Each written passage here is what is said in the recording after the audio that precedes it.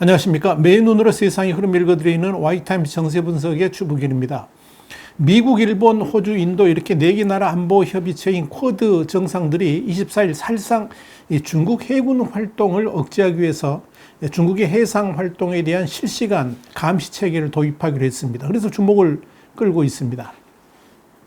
도쿄에서 이날 열린 정상회의에서 중국의 해상 활동에 대한 실시간 감시 체계를 도입하게 했다는 것은 이 중국의 해상 패권 추구를 차단하겠다, 이런 분명한 신호로 풀이가 됩니다.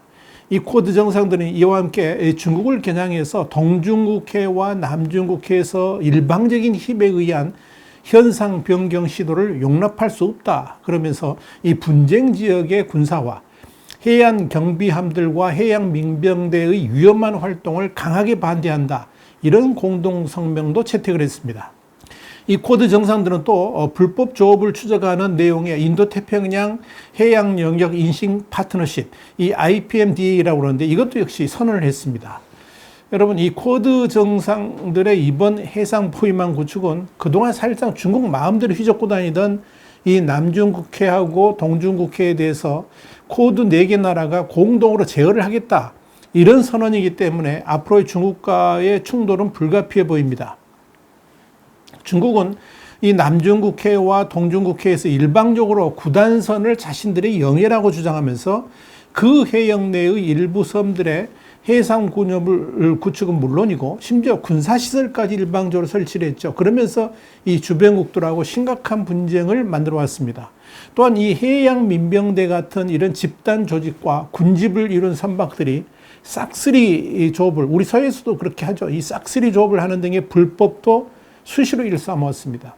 이와 관련해서 영국의 파이낸셜 타임스는 이 해양 민병대는 어업에 종사하지만 실제로는 이 중국 해양경비대와 해군 활동에 활용된다, 그러면서 국가 차원에서 개입하는 불법적 행태라고 비난을 한 바 있습니다.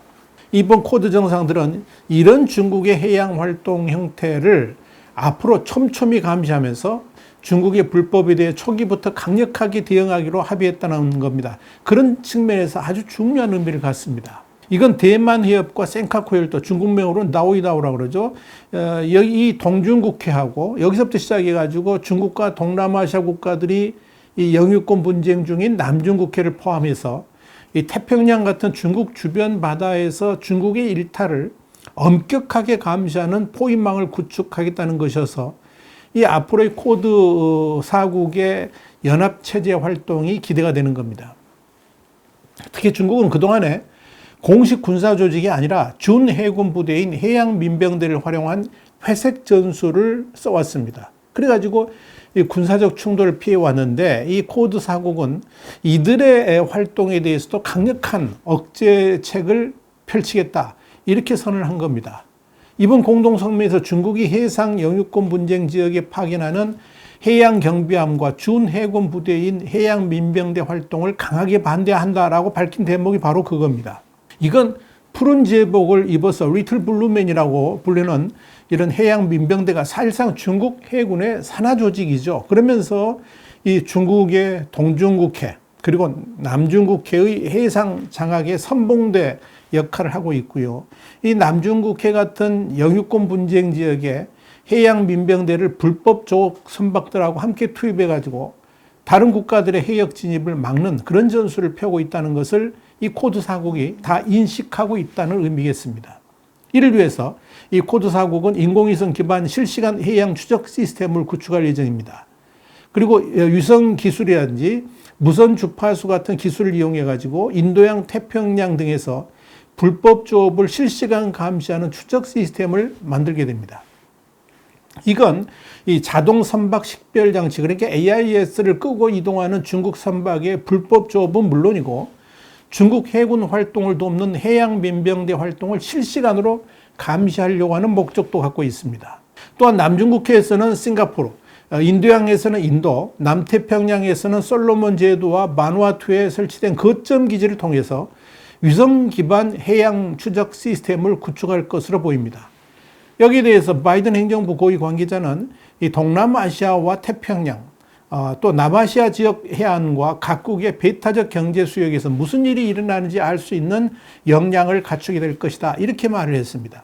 이렇게 되면 자연스럽게 중국의 해양 민병대와 함께 이들이 돕는 중국 군함의 이동도 추적과 감시가 가능해질 것으로 보입니다. 또한 중국의 무기날에 동중국해 등에서 대북 제재를 위반하고 또 불법 환적 활동을 벌이고 있는 북한 선박에 대한 감시도 더욱 강화될 것으로 보입니다. 여기에 대해서 워싱턴 정가에서는 중국의 불법 어업 단속이라는 낮은 단계의 협력을 통해서 장기적으로 중국의 해상 활동을 실시간 감시하고 견제할 수 있는 공유 시스템을 구축하게 될 것으로 기대를 하고 있습니다. 또한 백악관이 이번 구상으로 불법 어업뿐만 아니라 불법 선적, 접선 같은 전술적 수준의 활동도 추정할 수 있게 해줄 것이다. 이렇게 밝힌 것도 중국의 해상 영향력을 겨냥한 것이다 하는 그런 분석이 나옵니다. 결국 이 쿼드 정상들의 해상에서의 중국 포위망 구축은 중국의 해양 패권 추구를 철저하게 차단하겠다는 것으로, 이에 따라서 미중 간의 군사적 긴장은 높아질 수밖에 없다, 이렇게 볼 수 있을 겁니다. 홍콩의 사우스차이나 모닝포스트도 미중 간의 불법 조업이 새로운 갈등의 전선이 될 것으로 보인다 그랬습니다. 그러면서 이번 계획이 남중국해 등에서의 중국의 해상력을 약화시킬 것이라는 관측이 나온다, 이렇게 보도를 했습니다. 또한 중국 남중국해 문제연구소의 천샹마오 연구원은 이 남중국해 등에서 중국의 존재감이 커지는 것에 대응하기 위해서 쿼드 국가들의 해양 세력을 통합하려는 미국의 전략이라고 이 사우스차이나 모닝포스트에 전하했습니다. 이와 관련해서 백악관 고위 당국자는 인도태평양 국가들은 소속 영해와 배타적 경제 수역에서 무슨 일이 일어나고 있는지 파악하는 능력을 향상시킬 필요가 있다 그러면서 이 구상이 불법 조업 억제 외에도 영토 주권을 수호하고 해상 구조 임무 등을 지원하는 데 도움이 될 것이라, 이렇게 말을 했습니다. 백악관은 이날 중국을 직접 언급하지는 않았습니다. 그러나 인도태평양 지역에서 불법 조업의 95%가 이 중국 어선에 의해서 이루어지는 만큼 중국을 정면 겨냥한 것이다, 이렇게 파이낸셜 타임스는 분석을 했습니다. 그러면서 백악관은 이 구상을 해양 영역 인지를 위한 인도태평양 파트너십 IPMDA라고 명명을 한 겁니다. 여러분, 쿼드는 또한 이 중국 화웨이등이 주도하고 있는 5세대 이동통신 장비 시장에서 중국을 배제하기 위한 첨단 기술 협력 강화에도 합의를 했습니다.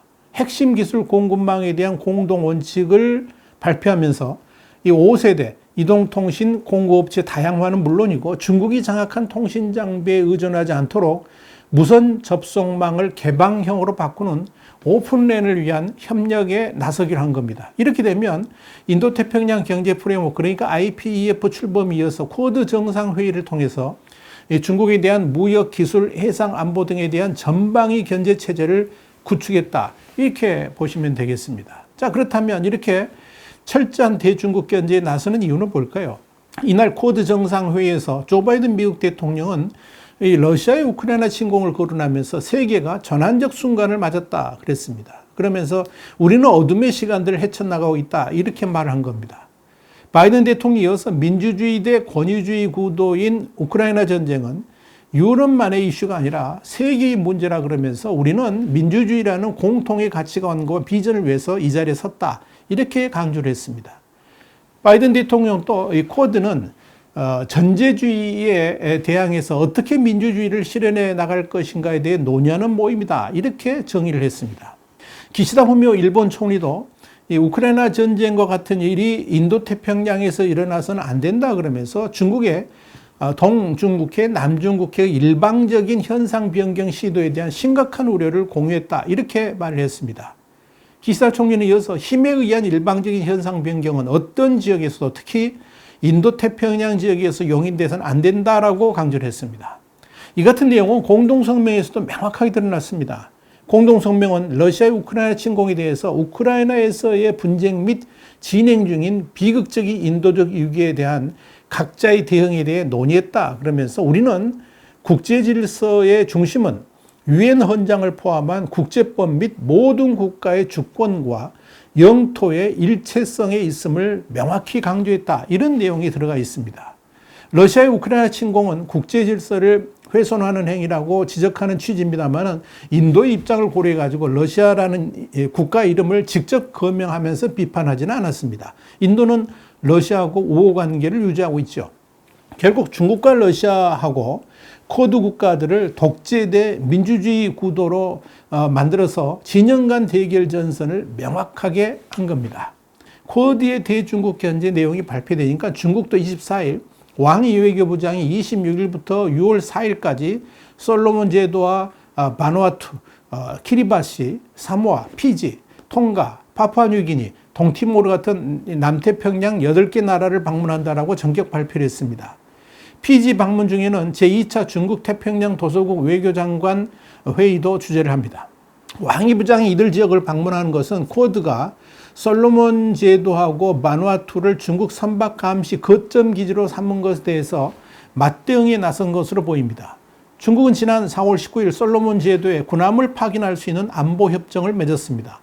솔로몬 제도는 2019년 대만과 단교 후에 중국으로 급격히 기울면서 안보 협정까지 체결하게 된 겁니다. 왕이 부장은 26일, 27일 솔로몬 제도를 방문해서 마나세 소가바레 총리하고 면담할 예정이고 키리바시를 포함해서 다른 국가들과도 이 안보 협정 체계를 협상 중이라는 언론 보도도 나오고 있습니다. 이날 중국 외교부는 미국과 일본이 진실을 왜곡하면서 중국의 영토 주권을 심각하게 훼손하고 있다 그러면서 진영 대립을 부추기는 것이야말로 국제 해양 질서를 위협한다 그랬습니다. 그러면서 쿼드 정상회의를 정면으로 비난했습니다. 사실 그동안 쿼드가 힘을 합쳐서 대중국 견제를 위한 본격적 활동을 한다. 이걸 내세울 만큼 뭔가 실적이 없었죠. 군사 활동 같은 것만 있었고요. 근데 이번 회의에서는 중국을 향한 해상 포위망 구축이라는 확실한 프로젝트를 내놓게 된 겁니다. 특히 전날 글로벌 공급망과 인프라 디지털 경제 또 그리고 신재생 에너지 같은 분야에서 아시아 태평양 지역의 동맹과 파트너들을 교합해 가지고 구축하려고 하는 경제연대 성격을 갖고 있는 모임이 있죠. 조직체가 있죠. 인도태평양 경제 프레임워크. 그러니까 IPEF까지 출범했다는 점에서 안보와 경제에서 본격적인 중국 경제 전선 만들기를 이제 본격화했다. 이렇게 정리할 수 있을 겁니다. 특히 이 IPEF의 경우에는 한국을 비롯해 가지고 미국 등 쿼드 4개 나라 그리고 뉴질랜드, 싱가포르, 말레이시아, 필리핀, 인도네시아, 베트남, 태국, 브루나이 같은 13개 나라가 참여했다는 것은 미국이 아시아 태평양 동맹 파트너국들과 연대해가지고 대중국 압박 전선을 구축했다는 평가를 내릴 수가 있을 겁니다. 이렇게 중국은 갈수록 이 글로벌 경제와 안보에서 디커플링 되고 있습니다. 그러나 이런 디커플링이 중국이 자초했다는 점에서 중국이 근본적으로 변화되지 않는 한 국제적 소에서 벗어날 수는 없을 겁니다. 와이타임 정세 분석이었습니다. 다음 시간 다시 뵙겠습니다. 감사합니다.